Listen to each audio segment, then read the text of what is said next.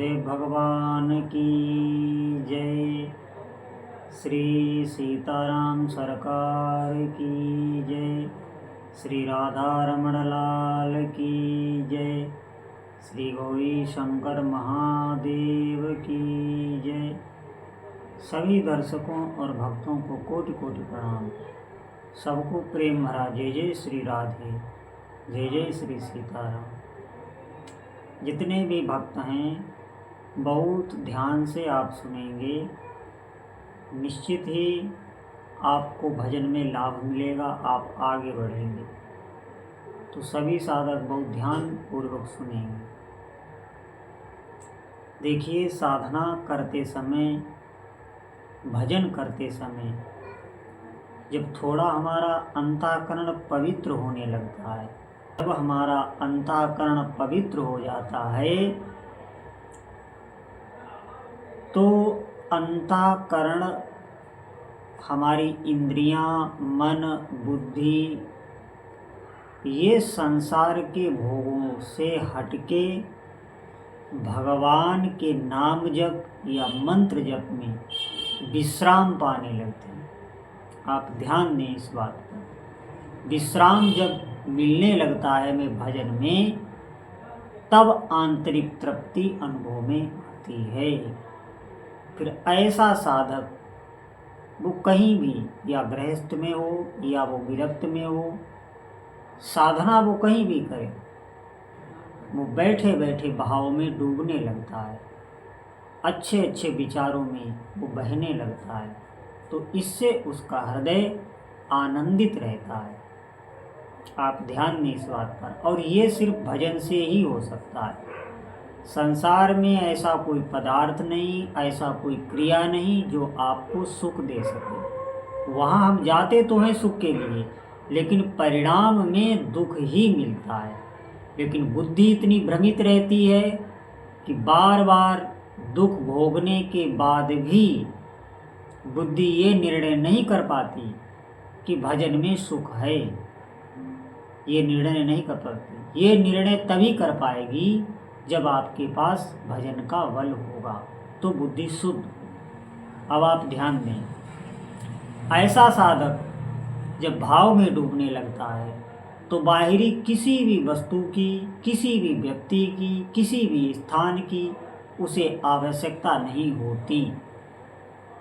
क्योंकि जिस वस्तु के लिए हम अभी तक अनंत काल से भटकते रहे हैं, वो हमें अपने भीतर ही मिलने लगती है। और ऐसा उपासक अगर कोई है, कितनी भी प्रतिकूलता आ जाए, प्रतिकूलता में भी अनुकूलता अनुभव होती है। अनुकूलता, अपने इष्ट का सानिध्य अनुभव होता है। तो जब इष्ट का सानिध्य अनुभव होता है तो कितनी भी प्रतिकूलता हो, उसे कोई भय नहीं होता, कोई उसे शोक नहीं होता। भय शोक ये तभी आते हैं जब हम इष्ट से हमारी दूरी होती है, जब हम इष्ट में हमारा अपनापन नहीं होता है। अपनापन जब हो जाता है तो कितनी भी प्रतिकूलता हो, कितना भी भय हो, उसे एक अलग अनुभूति होती है। कितने भी लोग वहाँ पर उपस्थित भले क्यों न हों, लेकिन वो साधक है, उसके विचार अलग चलते हैं, उसके भाव अलग बनते हैं, तो वो प्रसन्न रहता है। उसका हृदय कभी भी विदीर्ण नहीं होता, दुखित नहीं होता, शोकित नहीं होता।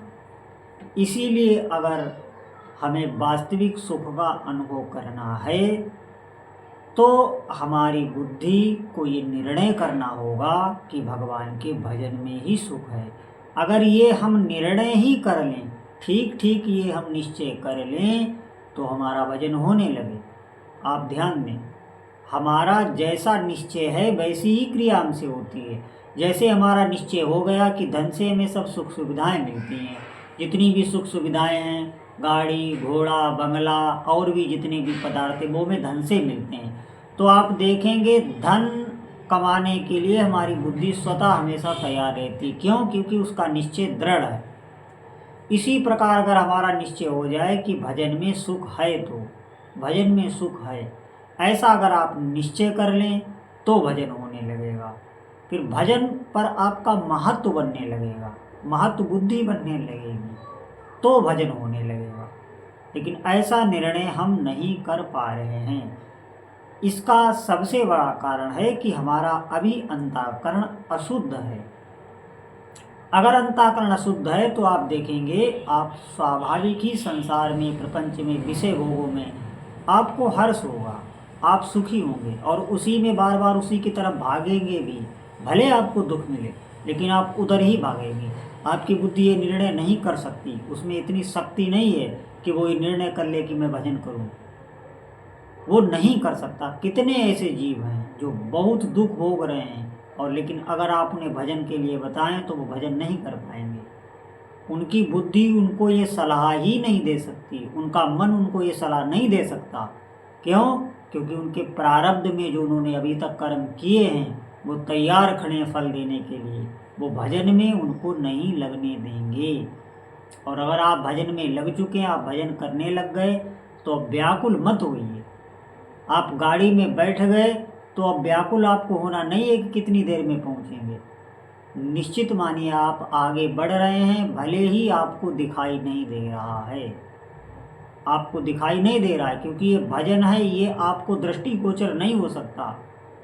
एक एक भगवान नाम जप, एक एक मंत्र जप, वो आपका जमा हो रहा है। शरीर छूटने के बाद अगर किसी के साथ जाता है तो उसका किया हुआ भजन ही जाता है, पाप पुण्य जाते हैं और इस संसार से कुछ जाता ही नहीं, सब यहीं पड़ा रहता है।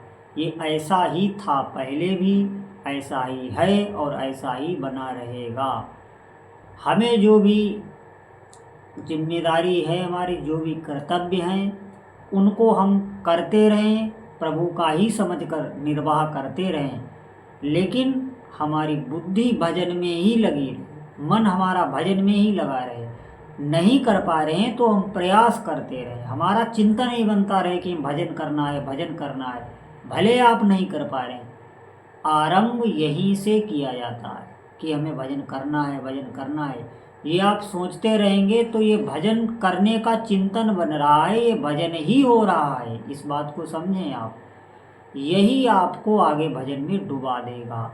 जब किसी पर विशेष प्रभु की कृपा होती है तो उसकी एक वृत्ति ऐसा सोचती रहती है, भले वो कहीं किसी कार्य में फंसा हो, किसी जिम्मेदारी में फंसा हो, वो भजन नहीं कर पा रहा है, कर रहा है फिर भूल रहा है, फिर कर रहा है फिर भूल जाता है, लेकिन एक वृत्ति उसकी लगी रहती कि भजन करना है, भजन करना है, भजन करना है। ये वृत्ति भजन ही करा रही है और यही वृत्ति आगे चलकर भजन में आपको डुबो देगी। इस बात पर आपको विश्वास करना है। भगवान का भजन ये सत्य है। जैसे भगवान सत्य हैं ऐसे उनका नाम सत्य है और नाम ही रूप को प्रकाशित कर देगा। हमें वहीं तक पहुंचना है।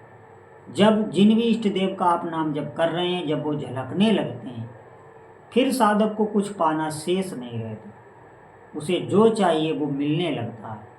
सभी साधक इस बात पर विशेष ध्यान दें कि भजन बहुत महत्वपूर्ण वस्तु है, इस संसार में सबसे दुर्लभ वस्तु है। आप अगर करने लग गए तो आप बहुत सौभाग्यशाली हैं, लेकिन इसका अहंकार कभी ना करें।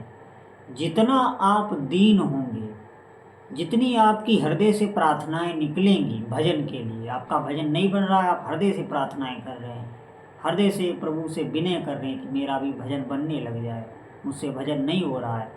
जितना आप भीतर से दुखी होंगे भजन करने के लिए, आप निश्चित मानिए आप पर प्रभु की कृपा बनी हुई है और अब आपको कोई डिगा नहीं सकता। आप भजन में निश्चित लगने लग जाएंगे। आपकी बुद्धि को भजन में स्वाद मिलने लग जाएगा और ज्यों ही स्वाद मिला तो फिर आप मार्ग सीधा है, आप चलते चले जाएंगे, फिर आपको कोई नहीं रोक सकता। ये रुकावटें तभी तक हैं जब तक हमारे भीतर श्रद्धा दृढ़ नहीं होती, हमारा अंतःकरण शुद्ध नहीं होता।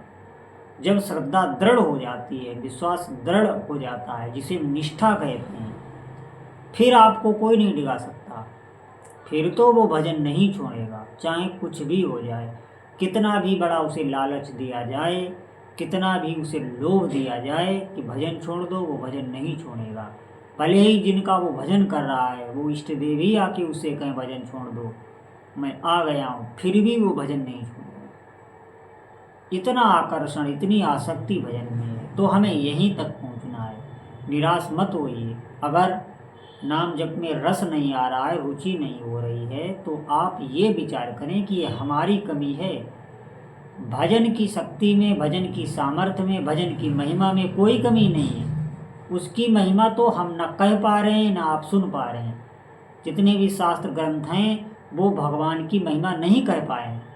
वो उतने अंश में भी कह पाए हैं जो जहाँ जितना पहुँचा है। तो नाम जप की सामर्थ्य में कोई भी शंका नहीं करना, संदेह नहीं करना, नहीं तो भजन नहीं होगा। कमी हमारी होती है। हमारी जो कामनाएं, हमारी जो लालसाएं, हमारी जो भोग इच्छा, हमारा अंतःकरण की जो अशुद्धि, यही भजन में रस नहीं लेने देती।